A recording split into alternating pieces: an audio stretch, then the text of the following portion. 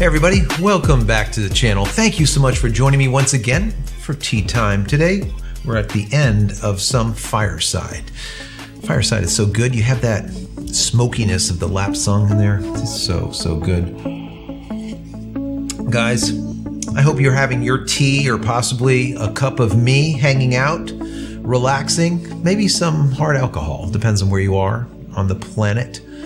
But today we're going to be talking about Fujifilm, and in the last week they released a camera, or they made an announcement of a camera that they're releasing, and that is the X-E4. A lot of people have been looking out for this camera because it is going to be, or was said to be, extremely compact and pocketable, but with similar features of an S10 or an X-T4. And that's exactly what people are getting. And I want to go into it a little bit for you guys, and it might be something that would be of interest to you. So I'm going to get into it. I'm going to get into some specs and some of my thoughts on it. And I want to get your thoughts. What do you think? Would it be something that you're interested in, or absolutely not? Anyways, guys, before I get into it, I want to say that if you haven't downloaded my ebook as of yet, go over to JCristina.com/ebook. Once again, JCristina.com/ebook. 10 tips at making tack sharp images. There's something there for everyone. Doesn't matter if you're a professional, a pro-am, or even an amateur, you're going to get something from that ebook. And the price is right, guys. The price is right. It is free. Once again, 10 tips at making tack sharp images, jcristina.com/ebook. Anyways, let's get right into it. So, what is this camera? Basically, this camera is the next edition of their E series, from the E2, E3. This is an E4. And Fujifilm has been doing really, really well with APS-C. They just simply get it right. And the thing that sets them apart is their tactile experience. It's almost like a old school film camera type of experience, with large dials that you can move and you can feel those clicks, so that once you make that move, it's there. You know, you just clicked, let's say, 2 clicks of compensation or whatever it is. It's very tactile. It gives a very nice feel when it comes to taking images.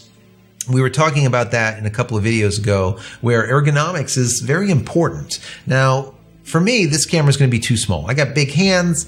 It's not really good for me to use professionally, but as a pocketable camera, this might be a really good camera. And I'm going to get into some comparisons, comparing this Fujifilm X-E4 with, for example, a Nikon Z50, a Sony a6400, and then also the Canon EOS M6, which we know I like the M series in whole, but this is the M6 Mark II. And comparing the features side by side, apples to apples, to see what you like better. And all those cameras are all in that $800 price range, from low 800s up to $899. So we're going to get into that towards the end of this. But I just want to say, this camera is most likely for like a street photographer, someone that's going to be out there getting images where they really are not needing a large camera to be intrusive, let's say,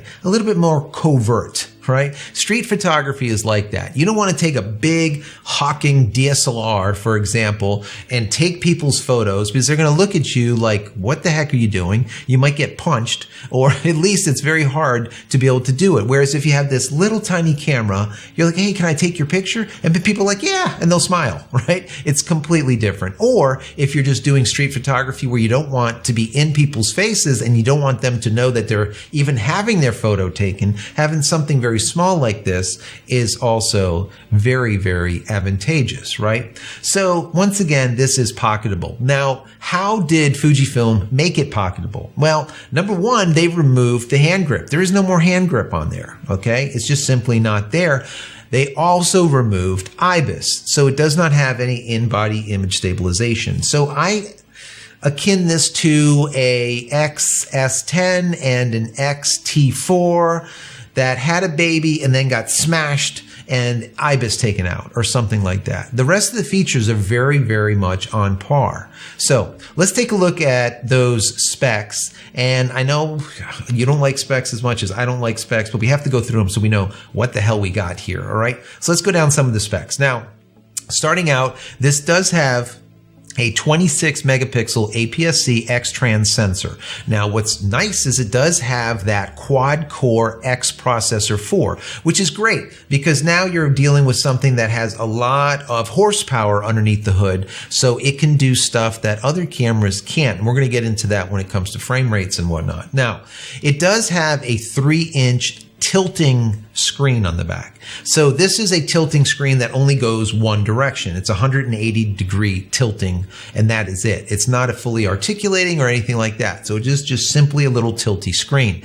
That screen does have 1.62 million dots of resolution. So is it great? Not so great. It's okay. But in this segment, camera segment, yes, it's pretty good. Now, same holds true when it comes to EVF. The EVF does have 2.3 million dots of resolution, which is quite good. That is not bad at all. We're seeing mirrorless cameras today having a resolution of anywhere from 2 million dots up to about, let's say, 4.5 million dots, unless you're a Sony that somehow just cracked off 9.4 million dots. Anyways, we're not going to get into the Sony right now. We're dealing with Fuji, right? It does have a 6.2 magnification in that EVF. Now, as far as video, a lot of people are saying, well, is this a vlogging camera? Well, not having that fully articulating back panel makes it difficult for vlogging, but it has some really pretty good video going on here. So it does do DCI 4K 30p at 420. Now, that is 8-bit internal recording, which is good. That's pretty much a standard that we see. But it will also do, through its HDMI out port, DCI 4K 30 frames, but at 422 and 10-bit. That is now high-quality video, not low-quality, high-quality. It will also push through full HD at a whopping 240 frames per second. That gives you 10 times slow motion if you're shooting 24p, right? So that is a lot. That is a really nice amount. And this goes back to what I was saying about that quad-core X processor that's in there. It is being able to give you a lot more because it can do all of that processing because it has that horsepower behind it, which is nice. And that leads me into the frame rates. Now, with its internal mechanical shutter, you're going to get 8 frames per second. Now, that's kind of normal, nothing crazy, right? But where things change is when you move into an electronic shutter. And the electronic shutter, we've been seeing a lot of mirrorless cameras be able to go up to 10, 20, even 30 frames per second. And Fuji is the same in this case. We can see 20 frames per second with this electronic shutter in this. 20 frames per second. Now, if you want to sacrifice just a little bit of a crop, the crop will turn into a 1.25 crop. So you'll be cropped in a little bit. You'll be able to max out at 30 frames per second. That is a ton. That is like sports shooter-esque type of speeds. Okay, that's what we're seeing with the Alpha 1, 30 frames per second. That is pretty cool. Obviously, this is APS-C, it's not full frame, but that is amazing. That is really, really quite nice. And once again, thanks to the quad processor, that X processor 4 that they stuck in there, which is really nice. Now, like I said earlier, it does not have in-body image stabilization. So no IBIS. That's something that you're sacrificing with this camera. That could be a deal breaker for some people not. It really depends. Now, you also will only see UHS 1 card slot in it. You will not be able to have a UHS 2. But it really doesn't matter. And why is that? If you get an extremely fast or one of the faster UHS 1 cards and you put it into this camera, it is fast enough to be able to do everything that this camera can do internally. All right. That's the 30 frames per second. That's the video, everything. And that was smart, in my personal opinion, for Fujifilm to recognize this and do that. There's no reason to put in more expensive gear that could never be used due to the limitation of the camera to begin with, right? You don't want to throw the kitchen sink into a camera if it can never be used anyways. To throw like a CF Express into it or a UHS 2 card slot into it is just overkill. There's no reason to do it, and it would cost more money to do it. So Fujifilm is really smart when it comes to reducing the cost of a camera based on what is really needed and not what is just great for a spec sheet. So many camera manufacturers will put together an amazing spec sheet, but half the time you can't use it anyways because the damn thing won't do it, or it'll overheat, or it'll do X, Y, and Z that you really don't care about because you can't do it anyways. Fujifilm is one of those companies that will only put what the camera can use into the package. Obviously, this helps reduce the cost of the camera, which is smart in my personal opinion.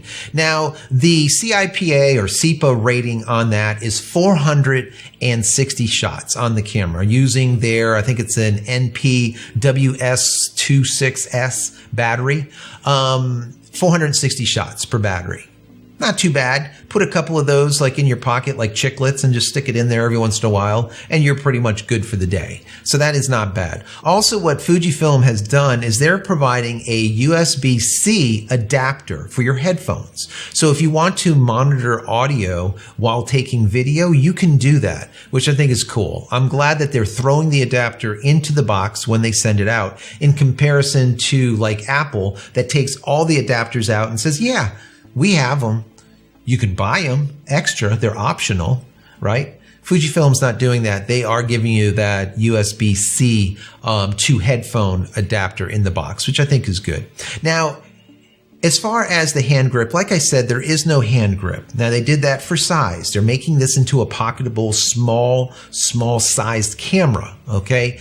Now, there is no hand grip, but there is an optional hardware accessory that will give you a thumb rest, number one, or you can buy a plate and hand grip for it after the fact for $89. So while they're giving you an audio adapter in the box, they're not giving you, obviously, those optional hardware pieces because they're hoping a lot of the people that are buying this camera are going to use it as, like I said, a pocketable camera and are not going to want the thumb rest nor the plate and grip, the hand grip. They just don't want it. Okay, so that simply makes sense to me, and I'm glad that they do it. Now, this camera is going to be coming out at the end, I believe, of March 2021. So it's going to be about a month from now because we're in February 1st, I think, somewhere right on there right now. So the cost of it will be $849. That's if you just buy the body itself. Now, if you get the body plus a pancake lens that they're offering, a kit lens, the XF 27mm 2.8 version 2, then it'll be a whopping $1,049. So you're looking at paying $200 for that pancake lens, that 27mm pancake lens. To me, I think it's worth it all day long. That's my personal opinion. So I would pay the $1,049 instead of the $849 unless you already have lenses that you can use for this camera. So anyways, as far as performance, like I said before, the XS10 plus X-T4 combination just smushed into a small package with IBIS taken out and no hand grip is basically what you're getting. If you like those two cameras combined, this is exactly what you're getting.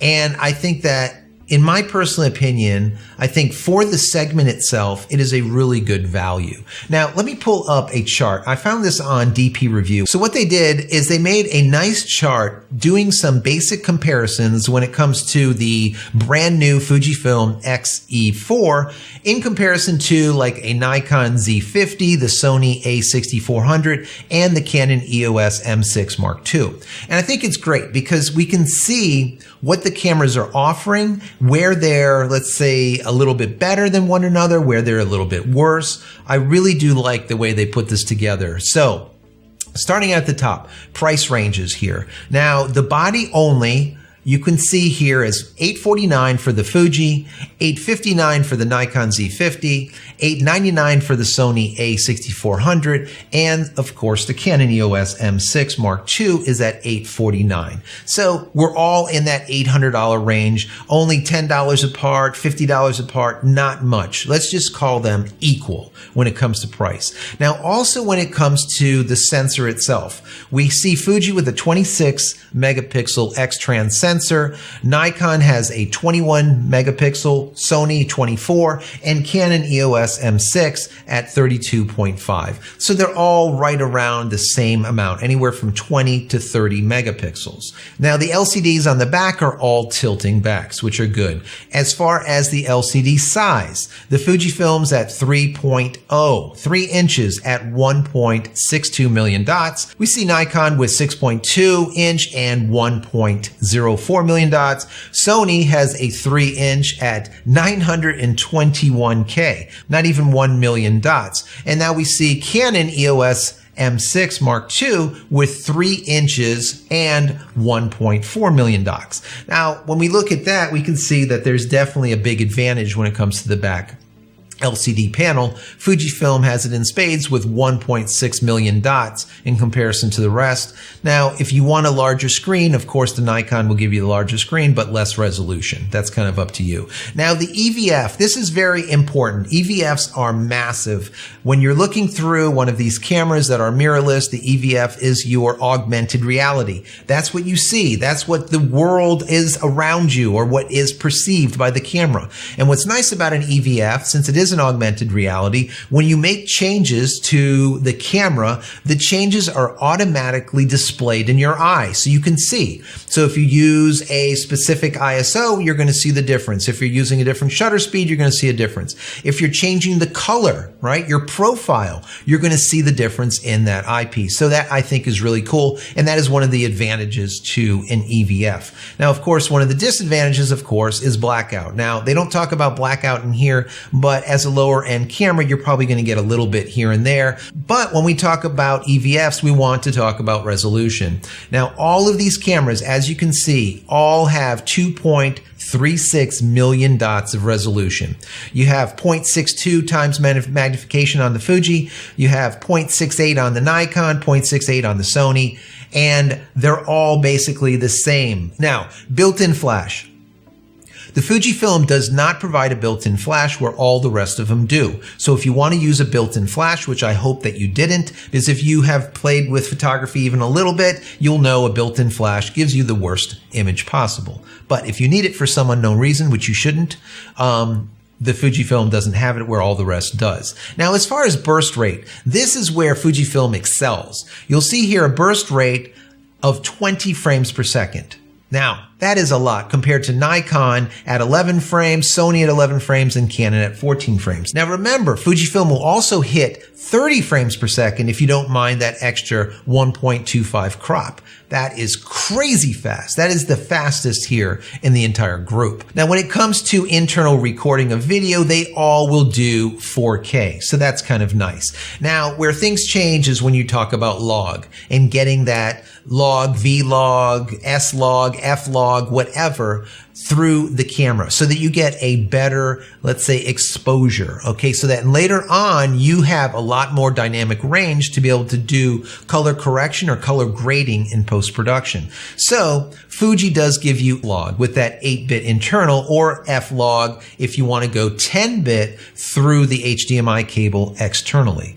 Now, as far as Nikon, there's no log at all. So if you have a Nikon Z50, you won't be able to get that extra little bit for post-production. Now, when it comes to the Sony, it does provide S-Log, which is nice. Now, that's only an 8-bit. And then finally, Canon does not provide their log at all in this camera, or in that segment of camera, which is the EOS M6 Mark II. Now, when it comes to mics and headphone, Fujifilm gives you both. Now, of course, that is through their adapter, but it will give you headphone as well as a mic jack, whereas with the Nikon Z50, the Sony a6400, as well as the Canon EOS M6 Mark II, they only give you, that's all you get, is a mic in. They do not allow you to listen in to the audio. What does it sound like? You basically can only go by what the sound looks like on the back of the camera and then hope for the best. So I do like that Fujifilm does give you this adapter so that you can use both headphones as well as mic. Now, as far as the card slots, once again, UHS 1. That's all you need on this camera, and that's all that they're providing, which is fine. The only camera that gives you UHS 2, and that would be the Canon EOS M6. Battery life, We have 460 shots for the Fuji, 320 shots for the Nikon, 410 for the Sony, and then finally 305 for the Canon. So once again, Fujifilm comes up tops for that. And finally, when it comes to weight, the Fujifilm is the lightest of the bunch, 364 grams compared to 450, 403, or 408. So by looking at all these specs, you can see that the Fujifilm X-E4 in its segment is tops. I mean, it's literally top notch. What's really nice is you're getting an AF system that is comparable to an S10 and an X-T4 compared to the old E, the E2, E3s.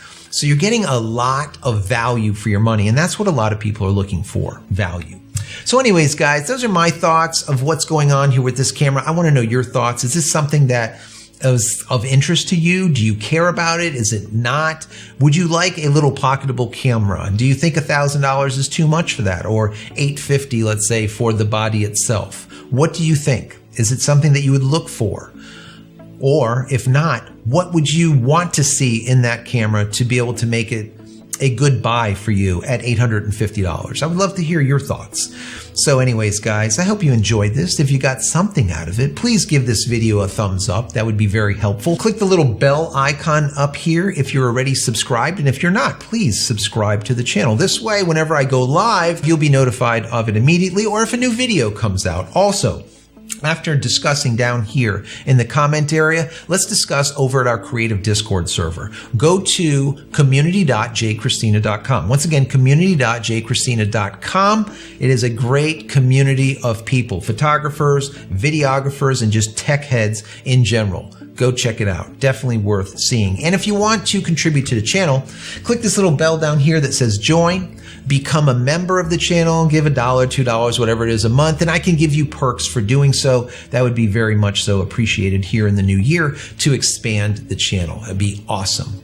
Also, and finally, if you haven't went over to my website yet, go check it out over at JCristina.com, where you can find all the photography tools that I've invented for you and me over the years, and hopefully there's something there that you might like. And if there is, please pick it up and support me and my family. That would be awesome. That's it, guys. I'm out of here for yet another vlog. Many blessings to you and your family. Stay safe and stay healthy.